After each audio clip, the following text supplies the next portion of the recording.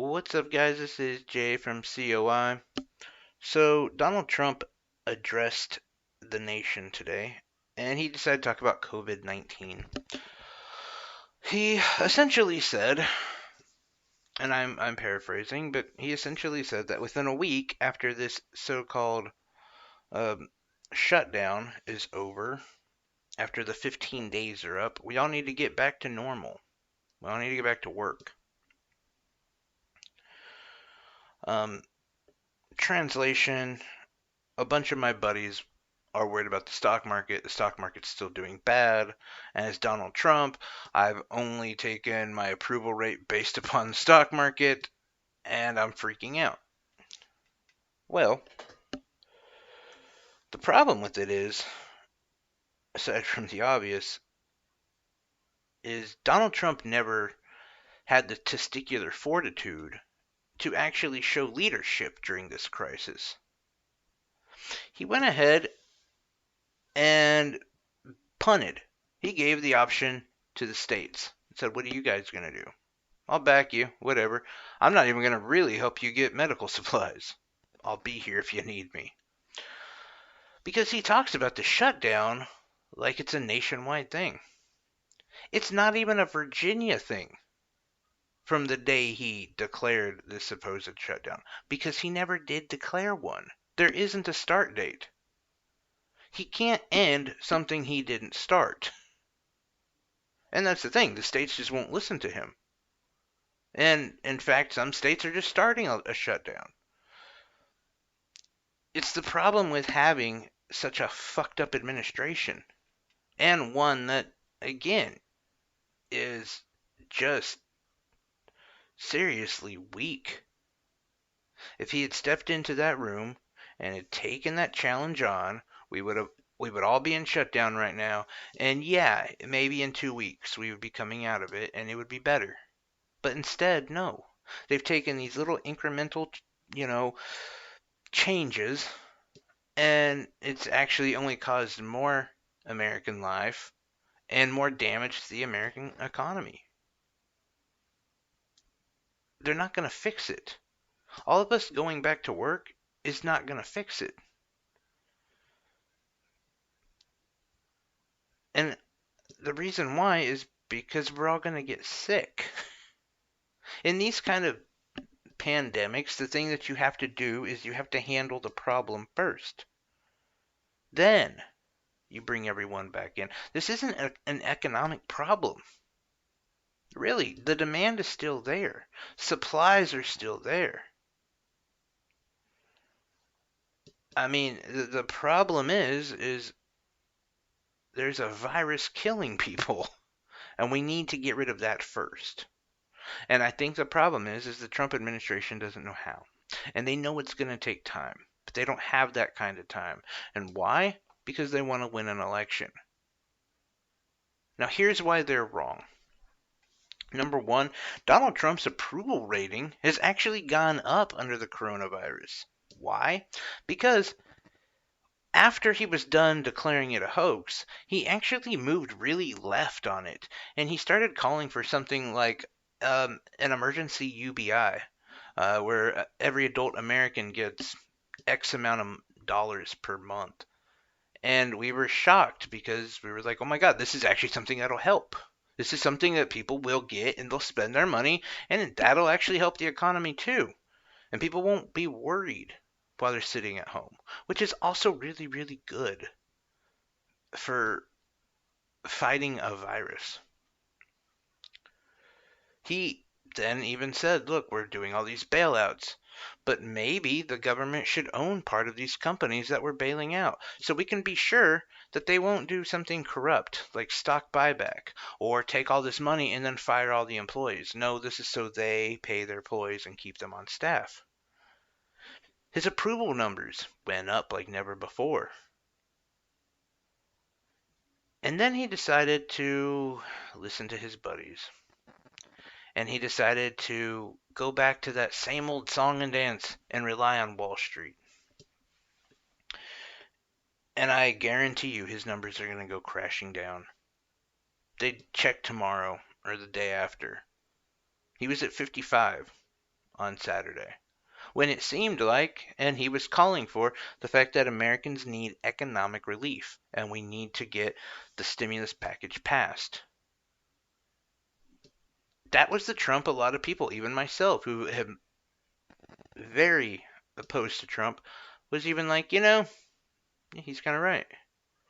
I'm not saying I want this guy to be ahead or in head of the country during this type of crisis, but he's doing way better than I thought. That all changed. It's all over now. Now we can see that he's a blundering idiot. And I say idiot not because I don't like him or because whatever, but because he's just wrong. I'm a jerk off 30-year-old vape shop owner who doesn't know anything really about how to run a country, but I can tell you this, that if he wants the economy to go back up, he's going to have to fix the problem of the virus. Sending people back to work is not going to fix the problem because people are just going to get sick. We're going to have more cases by the thousands. We're going to have more people die by the thousands. We're going to have overburdened hospitals. Morality is, or our entire structure is going to drop. And with that goes the stock market. So if that was the only thing he wanted to do, this is the worst way to go about doing it. He could play in to being a populist.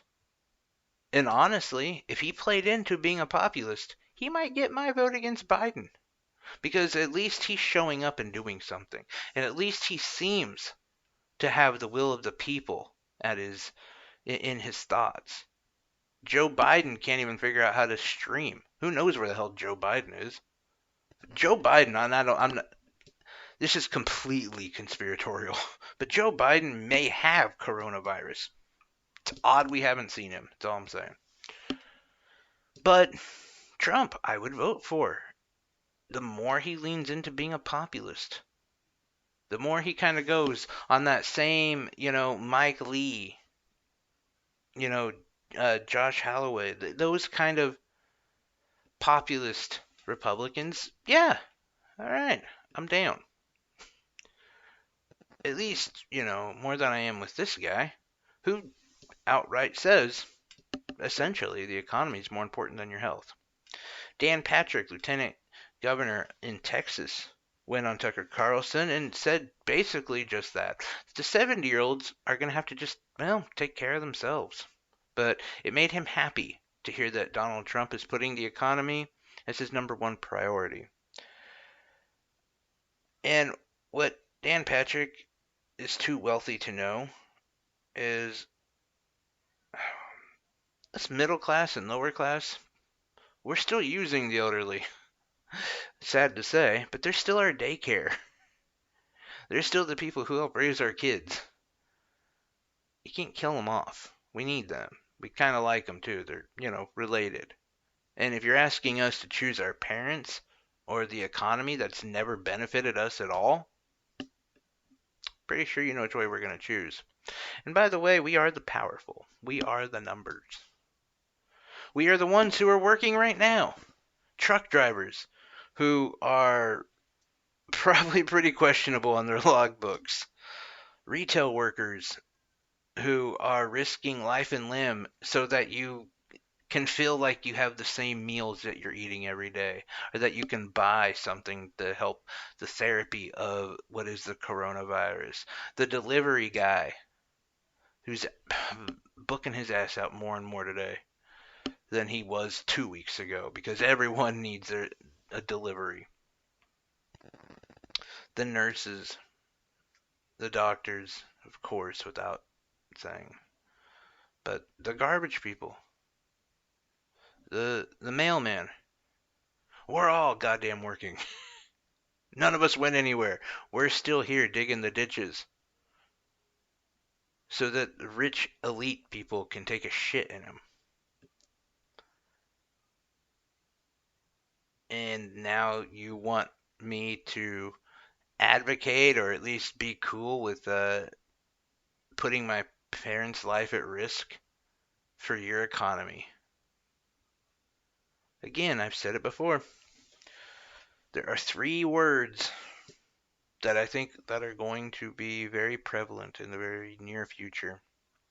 There's a third party that will rise because we're tired of the Democrat bullshit and we're fucking sick of the Republicans. Three words that will be this third party's motto. And the Republicans, the Democrats, the elites, the Wall Street, the corporatists, they will have earned all of our distaste for them. It will be well deserved as they're advocating and telling us that our health is just not as important as their economy right now. Anyway, guys, that's it for me. I have been holding off. I wanted to do a video about the stimulus bill, but lo and behold, they won't get it signed into place. So, and I do think it's going to happen tomorrow, by the way, after Trump's statements. If either party is trying to gain any sort of political power out of this, and you know they are, they're going to have to push this economic stimulus bill. Because we know better. We know that their speak about prioritizing the economy is saying, fuck your health. And we know that. I haven't seen the general consensuses on Trump or Patrick's statements tonight. I'm sure it's blowing up on Twitter. I'm sure people are incredibly pissed off. But at this point, both sides have got to worry about mitigating the damage that Trump just put them under. And yes, both sides, because Nancy Pelosi has been stalling out on this economic stimulus. Partially, I kind of get why she is stalling out on it. It's kind of populist as the right went. They once that got into the Senate, once that bill got into the Senate in Mitch McConnell's hands, they went back to their old ways and protection and an over bloated amount of money for corporations, a $500 billion slush fund that has no oversight to it. Essentially, it's up to Mnuchin who gets it and how it's dispersed. So I do think that bill will happen tomorrow, though. Um, there's some reality to a revolution.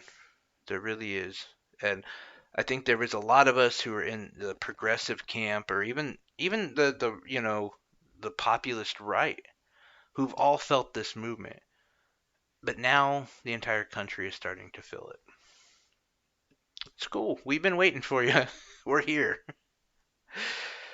You know, we'll help you through this. Anyway, thanks a lot, guys. You have a good evening.